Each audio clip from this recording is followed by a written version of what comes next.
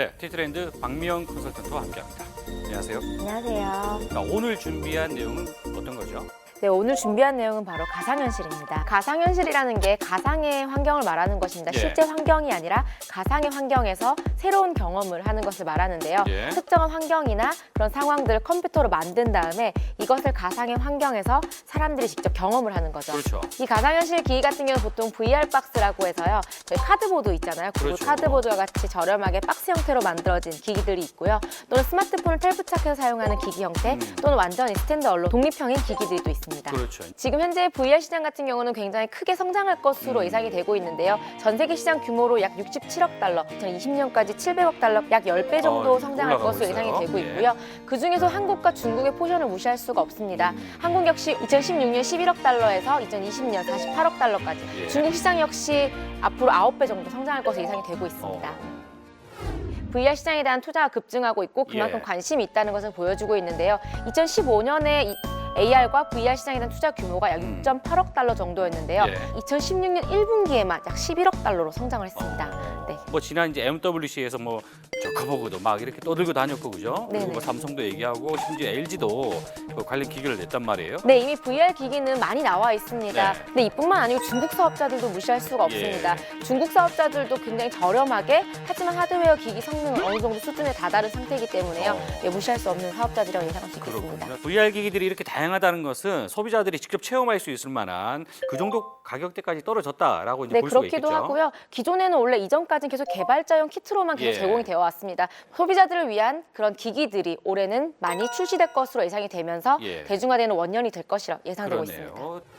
앞서 말씀드렸던 것처럼 올해는 소비자용 VR 헤드셋들이 많이 출시될 것으로 예상되기 때문에 예. 5,600만 대 정도의 VR 기기들이 판매될 것으로 예상이 되고 있고요. 스마트폰 기기 같은 경우는 우선은 구입할 만한 아주 저렴한 라이트한 VR 기기부터 사용을 해보는 거죠.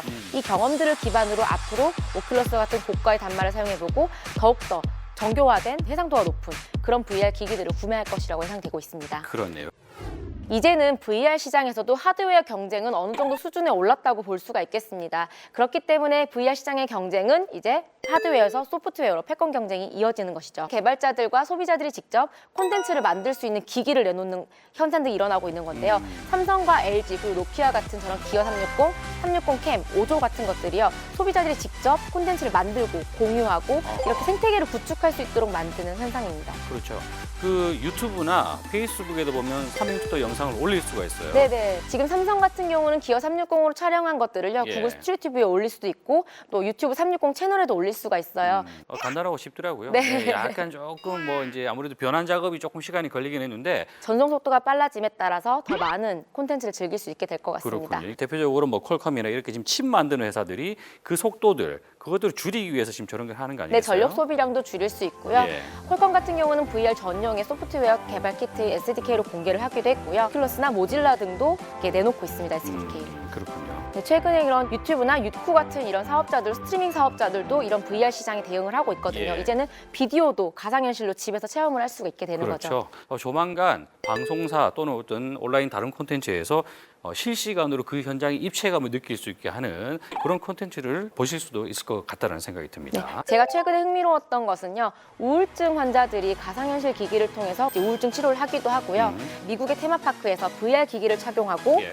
롤러코스터를 타면요. 시내를 탐험하는 것 같은 그런 체험을 할 수도 있고요. 뭐 맨하탄 시내를 돌아다니는 스파이더맨과 같이 그런 걸 체험할 수도 있다고 하더라고요. 그렇군요. 네.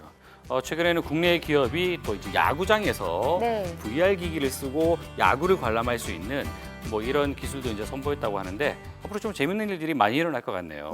이렇게 VR 시장이 커지면서 IT 공룡들이 이 시장을 선점하기 위한 치열한 경쟁이 벌어지고 있습니다. 어느 회사가 준비하고 네, 있습니까? 대표적으로 사실 애플은 최근에 VR의 아버지라고 불리는 버지니아 공대 교수인 더그 보우만을 영입하기도 했고요. 시크릿 팀이라고 해서 VR과 AR 기술만을 개발하는 팀을 또 구축하기도 했다고 하고요. 구글도 지금 카드보드는 시작일 뿐이라고 말을 하고 있거든요. 가지고 있는 콘텐츠가 많기 때문에 더욱더 다양한 경험들을 제공할 것이라고 얘기를 하고 있고요. 아마존 역시 잘 생각해보면 커머스도 하고 있고요. 다양한 콘텐츠도 제공을 하고 있고요. 이것들을 VR과 같이 결합이 된다면 앞으로 이 시장에서 어떤 대단한 성장을 이룰지 좀 주목이 되는 것 같습니다. 올해 VR의 대중화의 원년 될지 안 될지 올 연말쯤 되면 뭔가 좀 윤곽을 잡아낼 수 있을 것 같습니다. 자, 오늘 이야기 준비하신다고 고생하셨습니다. 네, 감사합니다.